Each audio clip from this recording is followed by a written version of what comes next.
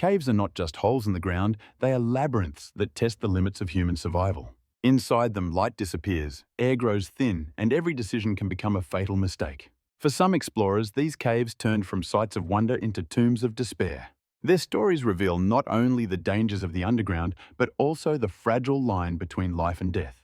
In this journey, we will descend into 4 tragedies that defined the darkest chapters of cave exploration. 4 archetypes of disaster: being lost without light, crushed and trapped running out of air, and when tragedy became a public spectacle. Each one shows us how caves magnify human error, amplify fear, and turn survival into an impossible equation. This is every cave tragedy explained. It was September 29, 1984, when 3 friends entered the Sturkfontine cave in South Africa. Nuno Gomes led the dive, accompanied by Peter Verhel and Malcolm. Their plan was ambitious yet simple: lay a guideline from the entrance to Milner Hall, the farthest known point of the wet section. With steady precision, Nuno stretched the line across nearly 400 feet of submerged passage. The group celebrated their success as they surfaced in a hidden air pocket. For a brief moment, victory seemed complete, and they turned back with confidence. But caves have a cruel way of turning triumph into tragedy. As they retraced their path, Peter lagged behind. Nuno suddenly felt Malcolm tug his arm, a silent signal that Peter was missing. Turning back, Nuno spotted Peter wandering into a side tunnel. He tapped Peter, signaling him to return to the main guideline. Peter nodded, but caves are deceptive, and light beams often fail against walls of silt. Moments later, Peter vanished again, slipping into darkness. Nuno and Malcolm assumed he had taken another route out. They continued to the surface, expecting to meet him there. But when they emerged into daylight, Peter was nowhere to be found. Panic set in, and both men dove back beneath the surface. For 4 exhausting hours, they searched every crevice, every side passage. The water turned cloudy with stirred silt, reducing visibility to almost nothing. Their air dwindled, and eventually they had no choice but to leave. Outside, emergency crews were called, but the problem was clear. No one had the skill to navigate this submerged labyrinth except trained cave divers. As night fell, the rescue mission was abandoned. Authorities assumed Peter was already dead, but Peter Verhel was not dead. Disoriented and alone, he had strayed into a secondary tunnel. The 3-dimensional maze of Sturkfontine turned every passage into a trap. Without a guideline, every decision carried him further from salvation. The stirred silt made his own flashlight useless, blinding him in a world of mud. Peter found a small air pocket and clung to it as his only refuge. He shone his light into the water, hoping someone would see the faint glow. Hours passed and no one came. To conserve battery, he turned off his lamp and sat in absolute blackness. He banged his tank against the rocks, but no sound carried far enough. Eventually, exhaustion overtook him, and he drifted into a restless sleep. Above ground, police sealed the cave, convinced it was now a recovery mission, not a rescue. Days stretched into weeks as hope faded among officials. But underground, Peter was still alive. 14 days he endured in silence, his body growing weaker and thinner. He tried once more to crawl through a passage, but it ended in a dead end. He returned to his small chamber, resigned to fate. His final act was to leave a message scratched beside him. "I love you, Shirl and Ma." When rescuers finally reopened the water section weeks later, Nuno discovered footprints leading nowhere. Soon after, they found Peter's body. The autopsy revealed he had survived nearly 3 weeks, but starvation finally claimed him. He had been only 100 feet away from a potential rescue route. His story remains one of the most haunting cave tragedies in history. Not because of a sudden accident, but because of slow disorientation in the dark. Sturkfontine teaches us that in caves, death is rarely instant. It comes from losing light, losing direction, and losing hope. In 1982, a group of Boy Scouts entered the Crooked Swamp Cave in the United States, led by Donald Welner. Donald was an experienced caver, confident that if he could pass through a tight squeeze, the rest of the group could follow. The cave's entrance was a narrow opening, no wider than a small window scribbled by mud and jagged rocks. Inside, the passages became even tighter, barely large enough for an adult to crawl through. Donald decided to explore one of the smaller side tunnels himself to test whether it was safe. The passage measured only 18 by 20 inches, forcing him to press his arms tightly to his sides. The mud made the ground slippery, so he slid forward deeper than he intended. Suddenly, the ground beneath him shifted, and he began sliding uncontrollably. Donald slipped into a narrow crevice, angled at 30 degrees, and gravity pulled him down further. His chest was wedged, his arms were pinned, and his head was forced sideways against the rock. He tried to push upward, but the slick mud denied him any grip. His 2 sons, following close behind, realized something had gone terribly wrong. They grabbed his boots and pulled with all their strength, but Donald did not move. Every attempt only made the loose rocks tumble further onto his body. Donald, struggling to breathe, told his sons to call for Jim, the other adult with the group. Jim arrived, quickly crawling into the same tight passage with a lamp and rope. Donald explained through gasps that rocks were sliding each time they pulled, sealing him tighter. Jim understood they could not free him alone, so he crawled back out to call for help. Soon rescuers arrived with ropes, tools, and determination. Only one person at a time could enter the narrow tunnel to reach Donald. They tried looping ropes around his legs, but each pull only wedged him deeper. The rocks shifted with every movement, threatening to crush him further. Hours passed and Donald began to suffer from cold, hunger, and thirst. The temperature inside the cave was near freezing, draining his body heat. Hypothermia began to set in his voice, weakening to faint groans. Rescuers tried chiseling rocks with hammers, but progress was agonizingly slow. They considered entering from the opposite side of the passage to bring food or water. But the gap was too narrow, accessible only to two very small female cavers, Lynn and Nancy Taylor. Even they could not reach Donald's head or chest to deliver supplies. Time was running out and desperation filled the cave. A nurse was lowered into the passage with a handheld Doppler machine to check for signs of life. She pressed the device to Donald's cold legs but could detect no pulse. Rescuers refused to give up, hoping his core organs were still alive. Above ground, a new shaft was dug vertically downward in a last desperate attempt. The shaft broke through, but they still needed to dig laterally through hard bedrock. Meanwhile, Donald gave only muffled grunts, fading with each hour. His skin grew pale, his body stiff from the cold. Rescuers tried extreme methods, even considering dynamite to break the rock. But the cave was too fragile, and one wrong blast could have buried him completely. Finally, after 2 days, they reached him, only to find Donald motionless. A doctor crawled in and confirmed the truth everyone feared. Donald had died of hypothermia, trapped and crushed by the cave itself. It took another day to remove his body from the unforgiving passage. After his death, the crooked swamp cave was sealed, restricted to only limited access. Donald's tragedy became a lasting reminder of how easily the earth itself can trap and defeat even the strongest man.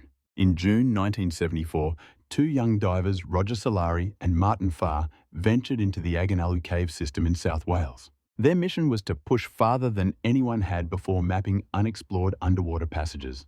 The cave was infamous for its flooded sections, called sumps, long stretches of submerged tunnels. The first sump was nearly a mile inside the cave, forcing them to carry heavy gear for hours. They passed through Sump 1, a 249-foot flooded tunnel, and pressed on with determination. Sump 2 was shorter at 82 feet, but the cold, dark water tested their stamina. At last, they reached Sump 3, a much longer and more intimidating stretch. Martin had already scouted this sump alone once before a dangerous solo dive. On that trip, he had discovered an enormous flooded tunnel, Sump 4, beyond Sump 3. Now, with Roger at his side, they were determined to conquer this uncharted section. The rule of thirds in cave diving dictated careful air management, 1/3 in, 1/3 out, 1/3 reserve. It was a sacred law among divers because disobedience often meant death. Roger, with a smaller air tank than Martin, knew he had less margin for error. They clipped a guideline and descended into the chilling water of Sump 4. For 400 feet, Roger laid down his line until his spool finally ran out. At this point, they should have turned back as their air supplies were already low. But driven by curiosity, Martin pulled out his own reel and pressed forward. Roger, though hesitant, followed behind, breaking the rule of thirds. The sump stretched on, zigzagging into darkness, and their bubbles echoed eerily. At 80 feet, Martin reached a gravel wall, hoping it would open into an air pocket. Instead, it was a dead end of solid rock with no escape. He swam farther, searching desperately for a passage to the right. For 29 feet, he pushed on, only to find another dead end. Realizing the risk, Martin turned back, but to his shock, Roger was still there. He signaled urgently that it was time to retreat. Roger looked uncertain, glancing toward the dark corners of the sump. He may have hoped to find the elusive air pocket that could save him, but his smaller tank meant he was already dangerously low on oxygen. Martin swam ahead, switching to his reserve tank as his main ran dry. He knew he had barely enough to pass through Sump 4 and Sump 3 again. Roger did not follow, and Martin's heart sank as he swam alone.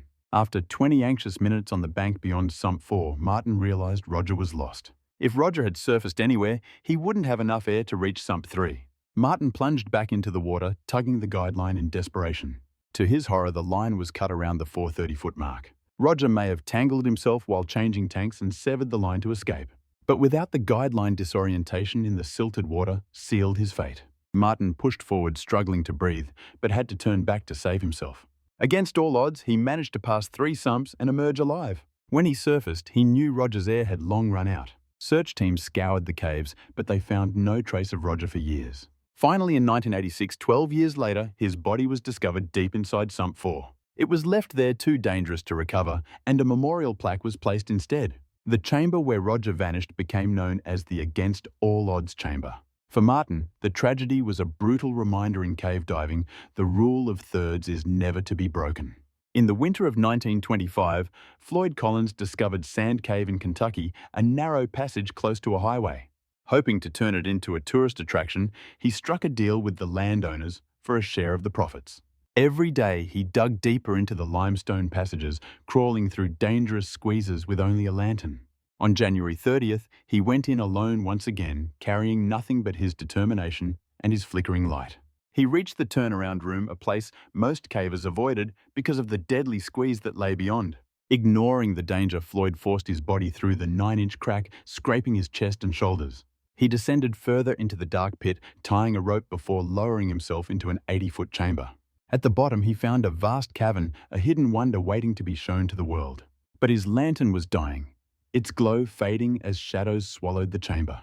He began climbing back, pushing the lantern ahead with his shoulder in the suffocating darkness. Suddenly, the lantern slipped into a tiny hole and shattered, plunging him into pitch-black silence. In the blind crawl, his boot dislodged a rock that tumbled onto his left leg and pinned him. He twisted, heaved, clawed, but every movement only wedged the rock tighter against his shin.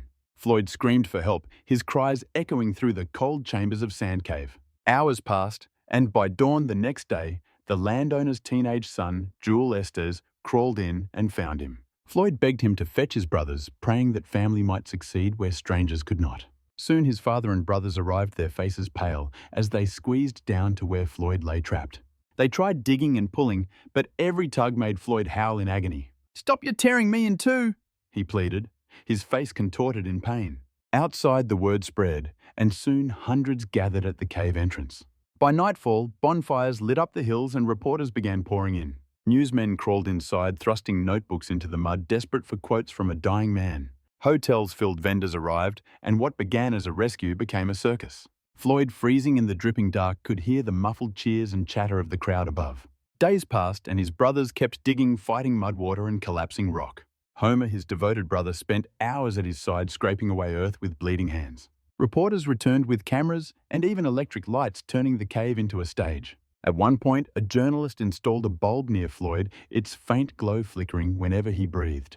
People outside watched the bulb like a heartbeat, a cruel signal of hope and despair. The crowd swelled into the thousands, laughing, selling hot dogs, and reading newspapers headlined, "Cave Tragedy." Meanwhile, the cave grew, unstable cracks splintering the fragile limestone walls. Suddenly, after more than 120 hours trapped, the passage collapsed, sealing off all access to Floyd. Rescue efforts shifted to digging a new tunnel from above, hammers and shovels echoing through the night. Days of labor passed, and when they finally broke through, they found only silence. On February 16th, after over 2 weeks of torment, Floyd Collins was declared dead. His body remained pinned for days before it could be retrieved. The newspapers declared him the first media victim of America, a man killed not only by stone, but by spectacle. The cave was quiet again, but echoes of the crowd lingered in history. Floyd's death became a symbol of human greed, desperation, and the cruel theater of tragedy. Even in death, he drew more visitors than the cave ever would in life. These 4 tragedies are not just stories of caves, but stories of human limits. In Lost Without Light, Peter proved that death can come from disorientation, not sudden impact. He fought the darkness for days, only to be undone by silence and confusion. In Crushed and Trapped, Donald's body was squeezed by stone and mud until even rescue was impossible. His death showed the terrible truth that sometimes the earth itself refuses to let go. In Out of Air, Roger's last breath was stolen by a single miscalculation, a reminder that survival demands discipline. One mistake, one broken rule, and the cave becomes your grave. And in the media spectacle, Floyd Collins became the first victim not only of rock, but of the world's gaze. His suffering was turned into a show circus that drowned out the urgency of saving him. Together, these tragedies reveal the cave as a mirror of humanity. Darkness, pressure, silence, spectacle. Each one exposes a different way we can fall. But in their stories, we also find warnings, lessons etched in stone and sorrow. To enter the earth is to confront more than rock, it is to confront fear, greed, and the fragile line of survival. Remember them not as forgotten bodies in the dark, but as voices echoing a warning. If this journey into the underworld gripped you, there are many more tales waiting to be unearthed. Subscribe now and join us as we continue to explore the shadows where history and tragedy meet.